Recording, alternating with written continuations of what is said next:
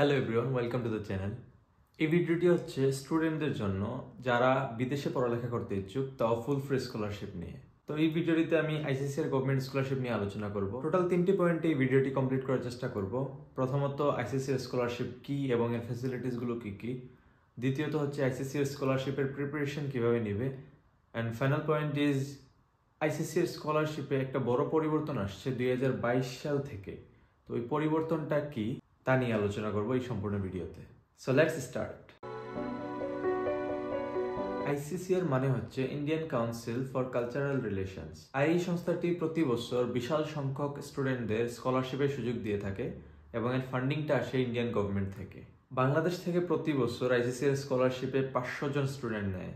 The number is really huge. 2022 সালের আগে এই সংখ্যাটি ছিল 200 জন। সো বর্তমানে সুযোগটা অনেক বেশি। নর্মালি প্রতি বছর জানুয়ারি এর শেষের দিকে তাদের সার্কুলার আসে, কখনো কখনো একটু আগে পিছিয়ে হয়। আর যদি সুযোগ সুবিধার কথা বলি, একজন আইসিসি আর গভর্নমেন্ট স্কলারশিপ প্রাপ্ত স্টুডেন্ট এর হোস্টেল এবং টিউশন ফিস সম্পূর্ণ ফ্রি থাকে। তাছাড়া প্রতি মাসে একটা স্টাইপেন্ড বরাদ্দ থাকে প্রত্যেকটা স্টুডেন্টের জন্য। একজন ব্যাচেলর স্টুডেন্ট প্রতি মাসে 18,000 রুপি করে স্টাইপেন্ড পায়। অন্যদিকে মাস্টার এবং পিএইচডি স্টুডেন্টদের 20 এবং 22,000 রুপি করে স্টাইপেন্ড দিয়ে থাকে। এই হিসাবে সুযোগ সুবিধা বেশ ভালো। So those who want to study abroad with full funded scholarship, ICC scholarship can be a great option. কিভাবে আইসিসি এর স্কলারশিপের জন্য প্রিপারেশন নেবে?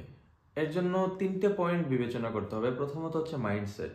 যদি মাইন্ডসেট থাকে এরকম যে আমি ইন্ডিয়াতে গিয়ে লেখাপড়া করব, তাহলেই একমাত্র আইসিসির স্কলারশিপের প্রিপারেশন নেওয়া উচিত।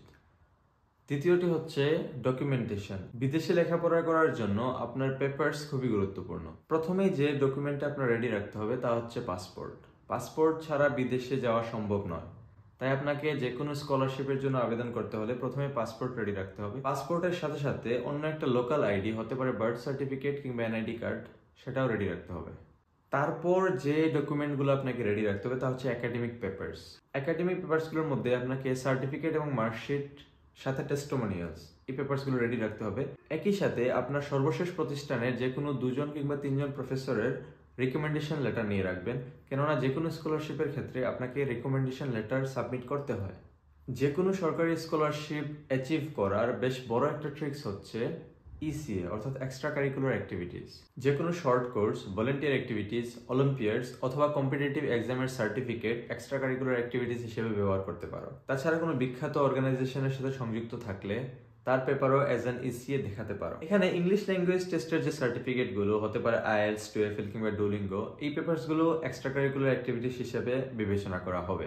এই তো গেলে ডকুমেন্টেশনের বিষয়ে। এখন আসি এক্সামের প্রিপারেশন কিভাবে নিবে। কেননা এখানে একটা রিটেন এক্সাম হবে, একটা ভাইবা হবে, তাছাড়া একটা এসে লিখতে হবে এবং ওই এসেটা সাবমিট করতে হবে অ্যাপ্লিকেশন করার সময়। প্রথমে এসের কথা বলি। এসে এর জন্য 5টা টপিক নির্ধারিত থাকে এবং ওই 5টা টপিকের যে কোনো একটির উপর একটি এসে লিখতে হবে 500 ওয়ার্ডের মধ্যে, এবং ওইটা সাবমিট করতে হবে যখন অ্যাপ্লিকেশন করবে তখন। ওই 5টা টপিক আমি আমার ডেসক্রিপশন বক্সে অ্যাড করে দেবো, তোমরা ওইখান থেকে দেখে নিতে পারো। আর এসে এর জন্য এখনই প্রিপারেশন নিয়ে রাখতে পারো, কেননা তোমার অ্যাপ্লিকেশনে এসে এর বেশ ভালো একটা ইম্প্যাক্ট থাকবে। আর মনে রাখবে, এসে যেন অবশ্যই প্লেগারিজম ফ্রি হয়, অর্থাৎ কোথাও থেকে যেন কপি করা না হয়। অ্যাপ্লিকেশন সাবমিট করার পর রিটেন টেস্টের জন্য একটা মেইল আসবে।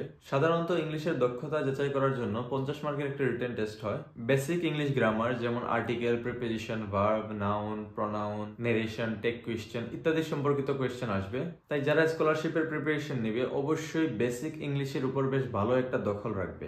রিটেন এক্সাম ভালো করতে পারলে ভাইবার জন্য ডাক পাবে।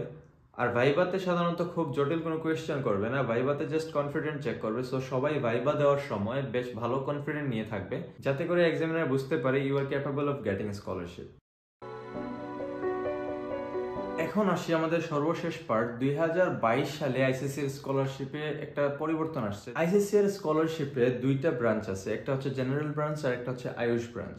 আয়ুষ ব্রাঞ্চে এখানে কেবলমাত্র ট্রেডিশনাল মেডিসিন এবং অল্টারনেটিভ মেডিসিনের উপর স্টুডেন্টদের স্কলারশিপ দিয়ে থাকে।